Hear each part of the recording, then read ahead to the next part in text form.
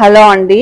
ఇదైతే మనం ఇంట్లోనే చాలా ఈజీగా గ్లూకోజ్ సిరప్ అనేది ఎలాగ ప్రిపేర్ చేసుకోవాలి అనేది ఈ వీడియోలో చూపిస్తానండి. ఎటువంటి ప్రిజర్వేటివ్స్ యూస్ చేయకుండా మనం చాలా ఈజీగా ఇంట్లో గ్లూకోజ్ సిరప్ని యూస్ చేసుకోవచ్చండి. నేను లాస్ట్ టైం 5 స్టార్ చాక్లెట్ చేసినప్పుడు చాలామంది హోమ్మేడ్గా ఎలా చేయొచ్చు చూపించండి రెసిపీ అని చాలామంది అడిగారండి. సో ఫస్ట్ మనము దానికోసం అయితే ఇలాగ ఒక బౌల్ అనేది పెట్టుకొని దాంట్లో 1 కప్ షుగర్ తీసుకోవాలి. అలాగే హాఫ్ కప్ మనం వాటర్ తీసుకోవాలండి. ఈ షుగర్ని అయితే కొంచెం మెల్ట్ అయ్యేదాకా మనం ఇలాగా మిక్స్ చేసుకుంటూ ఉండాలి. ఈ గ్లూకోజ్ సిరప్ని కార్న్ స్టార్చ్ అని కూడా అంటూ ఉంటారండి.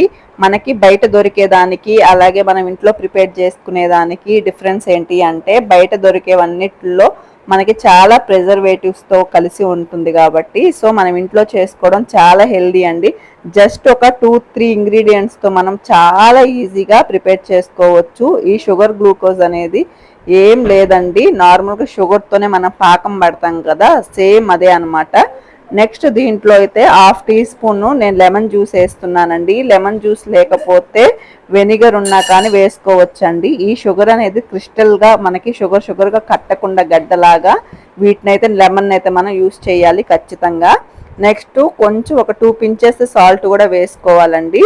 దీన్ని బాగా ఇలాగా మిక్స్ అయిన తర్వాత మనమైతే ఒక పాకం వచ్చిన దాకా అయితే చూసుకోవాలి.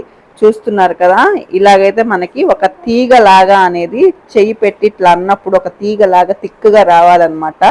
అప్పుడు మనకి ఒక తీగ పాకం వచ్చినట్టు అనమాట. నెక్స్ట్ మనమైతే స్టవ్ ఆఫ్ చేసేసుకోవచ్చండి.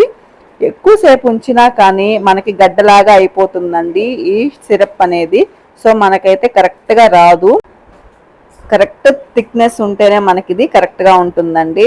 సో నెక్స్ట్ ఇది స్టవ్ అది ఆఫ్ చేసేసుకున్న తర్వాత దీన్ని అయితే మనం చల్లారనివ్వాలండి. గ్లూకోజ్ సిరప్ని మనం చాలా రకాలుగా యూస్ చేస్తూ ఉంటామండి. నేను చూపించాను కదా 5 స్టార్ చాక్లెట్స్లో, అలాగే ఫండెంట్స్లో, కేక్ రెసిపీస్లో, విప్పింగ్ క్రీమ్స్లో, అలాగే మనకి మిగిలింది జ్యూసెస్లో, మిల్క్ షేక్స్లో, వీటన్నిటిలో కూడా మనమైతే దీన్ని అయితే యూస్ చేసుకోవచ్చండి. సో చేసుకునేటప్పుడు కొంచెం తక్కువగా చేసుకోండి, ఎందుకంటే దీన్ని ఎక్కువగా తయారు చేయం కాబట్టి సో మనకి ఎక్కువ యూజ్ ఉండదు కాబట్టి. నెక్స్ట్ చూస్తున్నారు కదా, మనకి కరెక్ట్గా ఇదే మాదిరి కరెక్ట్ కన్సిస్టెన్సీలో రావాలండి. కరెక్ట్గా వచ్చింది. ఇప్పుడు ఇలా వచ్చిన దాన్ని చల్లారిపోయిన తర్వాత ఒక గాజు సీసాలో తీసుకుంటే 2 మంత్స్ వరకు కూడా మనము రూమ్ టెంపరేచర్లో స్టోర్ చేసుకోవచ్చండి. ఎటువంటి ప్రాబ్లం అయితే మనకి ఉండదు. నెక్స్ట్ హ్యాపీగా మీకు ఏ రెసిపీస్లో కావాలో ఆ రెసిపీస్లో మీరైతే యూస్ చేసుకోవచ్చండి. అండ్ ఈ వీడియో మీకు నచ్చింది అనుకుంటున్నాను, అలాగే యూస్ఫుల్ అనుకుంటున్నాను. ఖచ్చితంగా వీడియో నచ్చితే లైక్ చేయండి, షేర్ చేయండి, సబ్స్క్రైబ్ కూడా చేసుకోండి. ఏమన్నా డౌట్స్ ఉంటే ఖచ్చితంగా కామెంట్ సెక్షన్లో అడగండి. ఇంకేమన్నా వీడియోస్ కావాలన్నా కామెంట్స్లో చెప్పండి. Thank you for watching.